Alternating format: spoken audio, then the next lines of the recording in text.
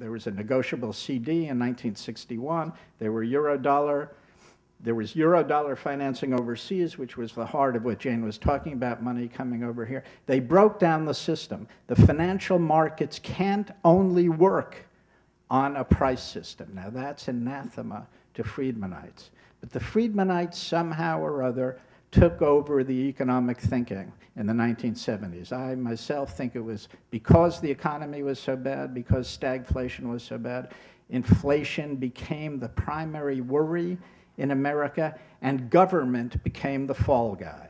It's a complicated historical process, but government became the fall guy in a way it hadn't been before. The two bookends I always use are in 1973, Ronald Reagan tried to pass a constitutional amendment in the state of California. He was governor then, and he wanted to leave a legacy of conservatism because he felt he wasn't conservative enough as governor. And in fact, he made a lot of compromises.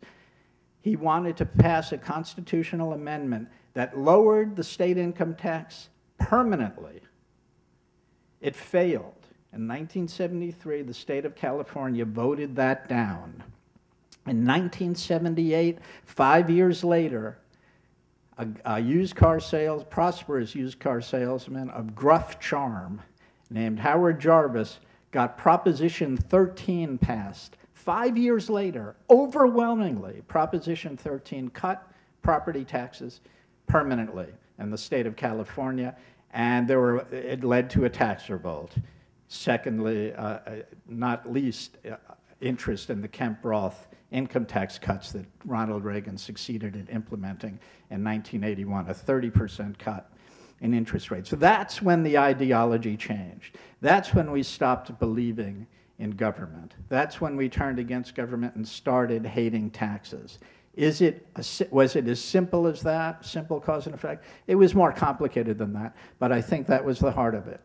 And that's when we seriously started deregulating, and a guy named Alan Greenspan, who very much did believe in Ayn Rand philosophy and was indeed a close member of that circle, not just some outlier looking in on occasion, very much believed that government was an intrusion on our personal liberty.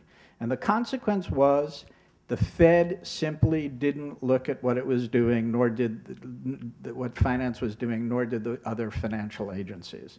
And we got a system in which enormous amounts of credit were created with no controls. You know that story. I am not optimistic that it's going to be changed. And we can go through the details.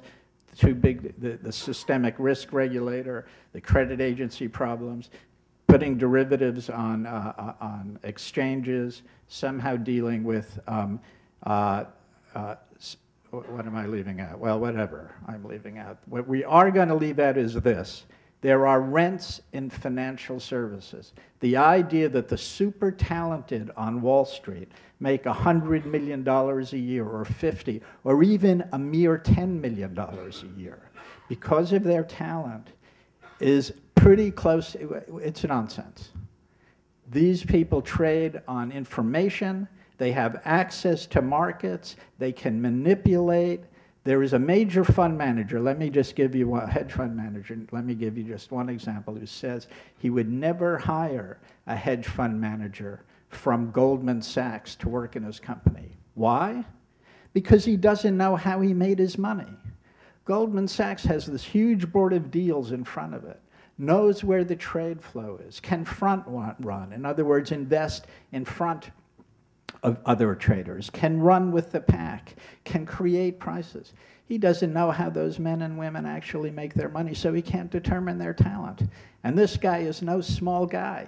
He does, I'm sure, exactly the same thing when he can. There are rents in finance, and until we begin to address that clearly and directly, we will always have an economy that over-speculates, leads to crashes and deep recessions, gets bailed out by the taxpayer, and leads to growing a constant downward distribution of income, or upward distribution of income. I should probably stop there. Thank you.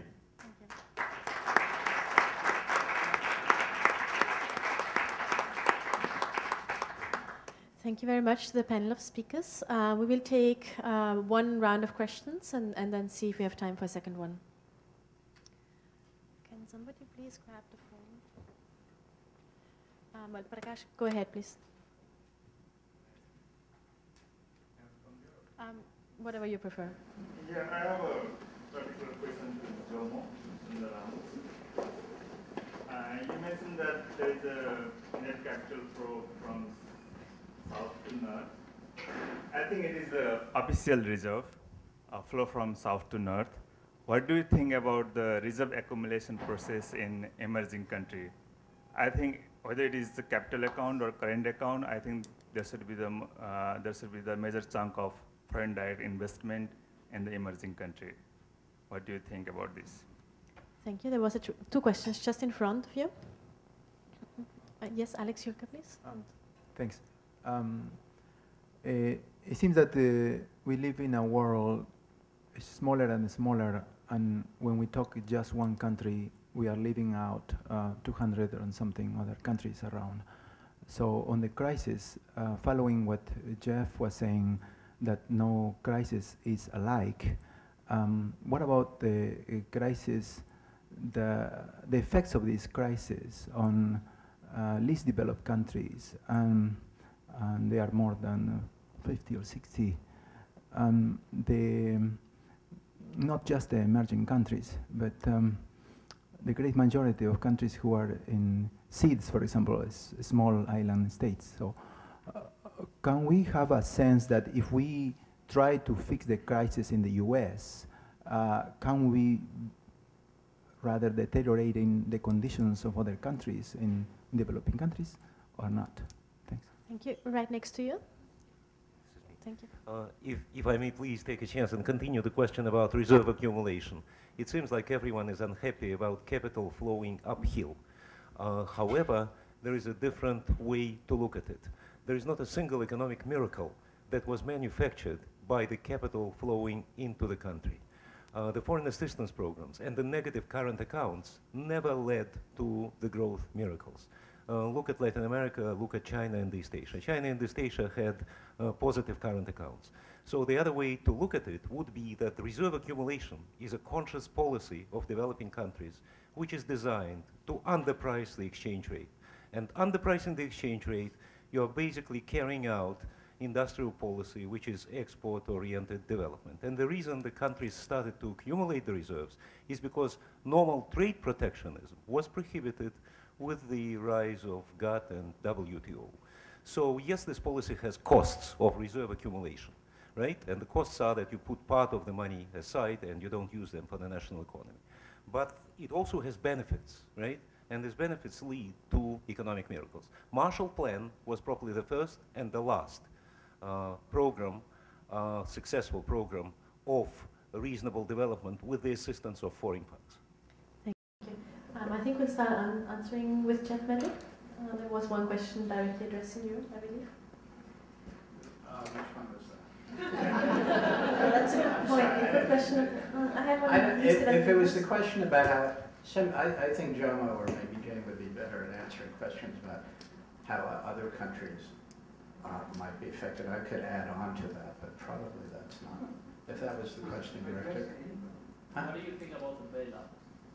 Well, the bailout was very... The reserve accumulation, okay. We had the least developed countries, the south-north capital flows, and the international financial sectors.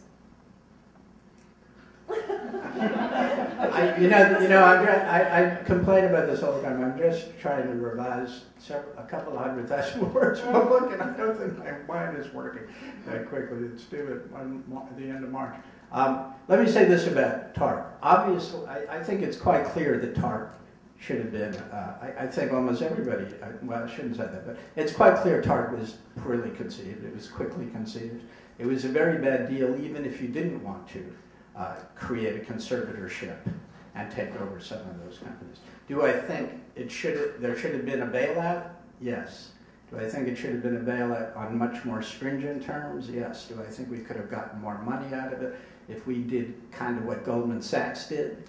The federal government might have been able to make a heck of a lot of money. My policy recommendation